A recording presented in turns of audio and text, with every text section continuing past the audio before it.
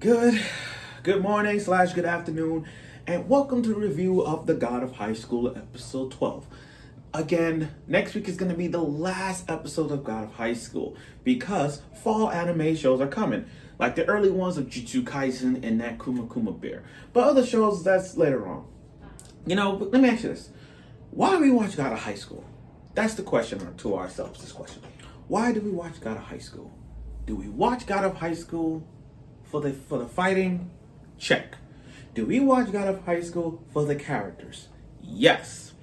And that's it. That's pretty much it. We watch the God of High School for the fights and the characters. And that's what makes God of High School great. Now, don't get me wrong, God of High School is good. I just feel like this is why people drop in the show, kind of like Tower of God. Like, I stopped Tower of God once I got to episode 4 and I was done. I'm like, this show sucks. But then I'm looking at the God of High School and I see a lot of potential in this. The drawback to God of High School is it's rushed. It got intense episodes, but I don't know what the hell is going on. So in episode 12, as I'm watching the fight, I asked myself, what the hell is going on? An intense episode, but I'm really confused. And I'm just assuming y'all have read The God of High School, and I didn't. But you guys gotta help me out here, because I don't get what's going on here. So, you can chat with me on Facebook, Instagram, Twitter, and tell me what you think.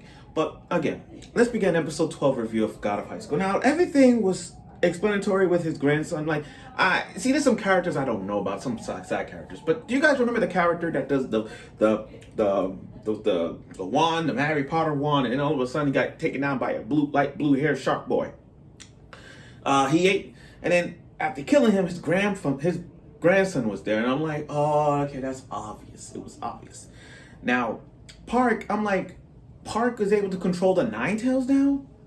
Like, he can control the Ninetales now? Are you kidding me? Like, I'm like, wait a minute, Naruto had, he tried so many ways to control the Ninetales. And every attempt he fails, he goes into that rage, you know what I mean? But in this case, Park was able to control the Ninetales within him in one episode. I'm like, are you serious? Are you serious? And he went going in against Shark. I call him Shark because he got the light blue hair and the skin like this. The shark battle thing, but that's why I call him like that. And they even got his backstory about what his mom did. His mom abandoned him, and then the rich guy was like, "Oh, people like her, like your mom, are losers." Anyway, so the fight was good, and it was a tense fight. It was a really, really good fight. And then they brought up about this key thing, and I'm like, wait a minute. I thought Park was the key. Now you tell me this artifact, berserk artifact looking thing is the key to what? The key to become the god? A key to summon the god? A key to have godlike powers or summon devils? Like, what the hell's going on? And don't get me wrong, in the 10th episode, I'm still confused of what everything happened. So then the owner, guy with the cross, the guy that said the God of High School is over, manages to stop with a giant ass cross, and you got this giant Thousand Idol thing coming crashing down, and you got the Tony Stark lookalike trying to call down the missiles to nuke the city.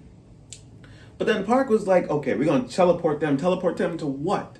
Like, when I saw him teleporting Jin and the others, I'm like, where are you teleporting them? Like, somewhere in the past? Or somewhere outside the city? I don't know.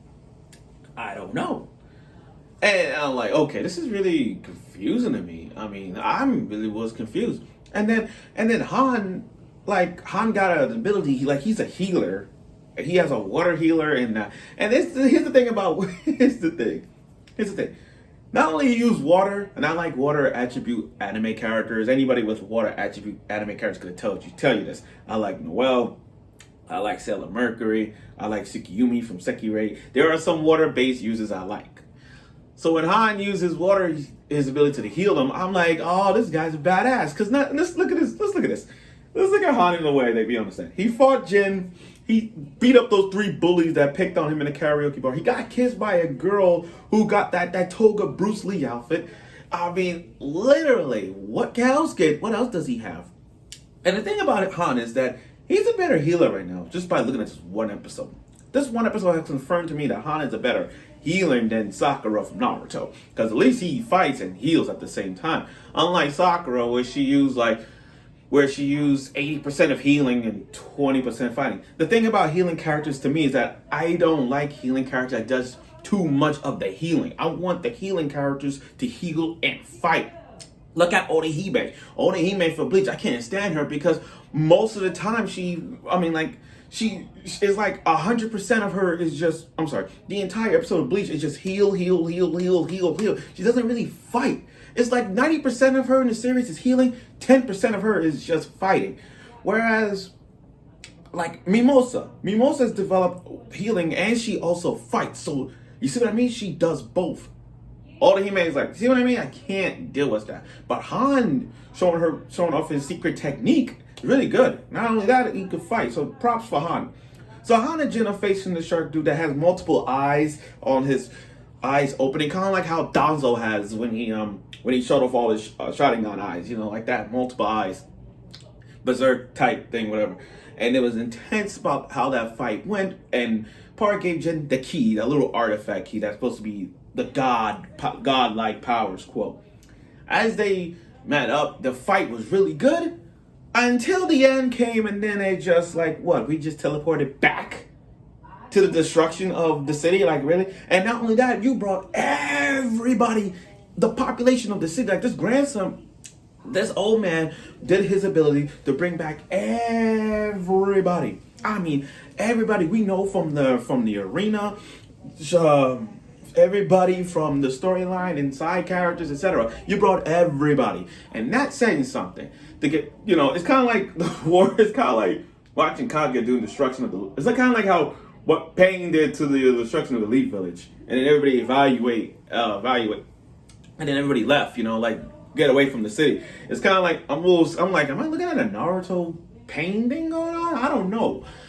And then all of a sudden, the antagonist, all along with the guy with the blue hair, ate the artifact and then transformed into it was like looking at an evolution, like from baby to God, and with giant ass angel wings, with godlike wings. And I'm like, okay, I see where this is going. I'm confused with this episode. It's intense. I like it, but it's so confused. But I see where this is going. They're gonna make Jin defeat a god. That's what they're gonna do. Goku can't defeat Beerus, but if they decided to do the common human versus god, and then the human beat the god, then we could just say this: Jin is stronger than a god or something like that. But I see where this is going. They're gonna put the big three in this: Jin, Mira, and Han in a fight against the god. And if so help me, if Jin beat the god, I'm gonna be like, wow, you just proved us that you're the most OP character ever to defeat a god. And it's rare and like I said, we rarely see anime shows where a human versus godlike powers, and it's sometimes we rarely see the human win.